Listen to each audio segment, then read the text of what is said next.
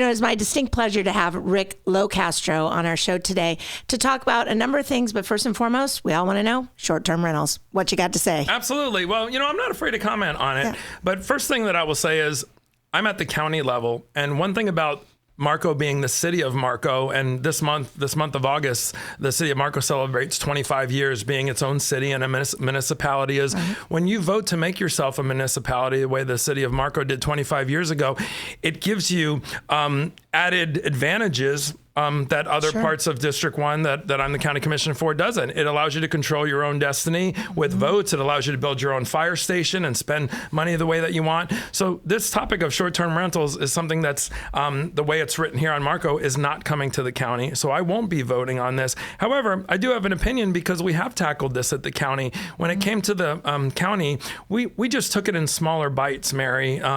We passed an ordinance that made it mandatory for property owners to register their property, similar to what you see in this ordinance, but we didn't have all the other extras in there yet. And maybe we will. Maybe we'll reattack, and as we assess things, we'll realize there need to be other things in it. I will just tell you, to give you my comment on the Marco short-term rental agreement ordinance, I'm not for it the way that it's written. It's 17 pages of a lot of detail, and I look at it this way. We have people on Marco Island that rent their places regularly. And you know what? Their neighbors don't even know it. You know why? They rent to a family of 4.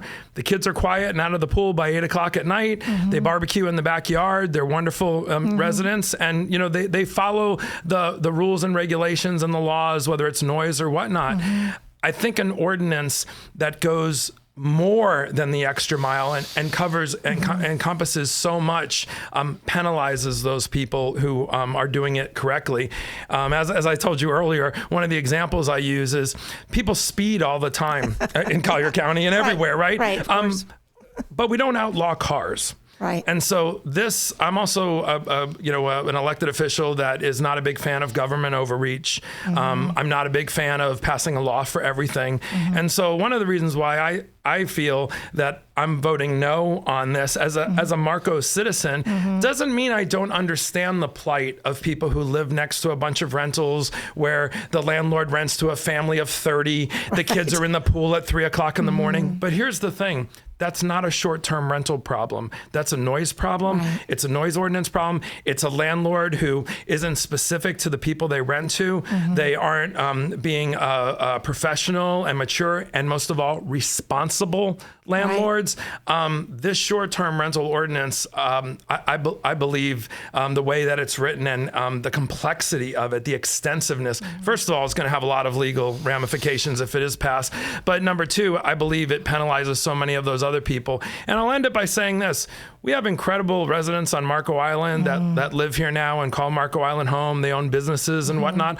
A lot of them found their way to Marco by buying a rental property, renting it for 15, 20 years, paying off their mortgage, and then coming back here and being great business owners, being elected officials, being wonderful retired people in the community. And I would hate to take that option away from people who want to have the same piece of paradise that current residents do. And even some of those residents who are voting yes for this, so strongly, yet, it wasn't too long ago where they took advantage of the same options that they had with property that they owned. And so I also think if you vote no, in my opinion, at times, not to say I don't believe in any of the problems being realistic, but what my no vote as a citizen will say to the people who strongly feel yes, they want to pass a short-term rental ordinance is, if the no vote wins, I think the message to the yes folks are, if you still feel strongly about it, then come back with maybe better verbiage, better language, maybe take a second look at it. But once you say yes, then it's a bridge very far. I think there's going to be a lot of legal ramifications, negative ones. So as it's written now, and I voted no on several things at the county level, that I appreciated the spirit of the ordinance that was trying to get passed, but I'll only vote yes if I agree with every single thing in it. So by voting no, I even said after my no vote, I hope you all come back and redo the verbiage or take another look at it. But I feel very, very strongly in my position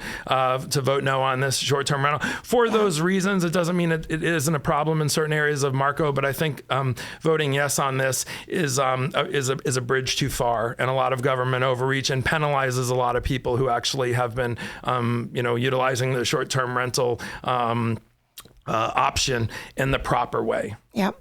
So you've got to vote. If you're in Marco Island, you have to vote on August 23rd, or you could pre-vote, or you could, do a mail away. But the choice is yours, yes or no. You've got now where Rick LoCastro has decided how he's going to vote as a resident here on Marco Island and his reasons why.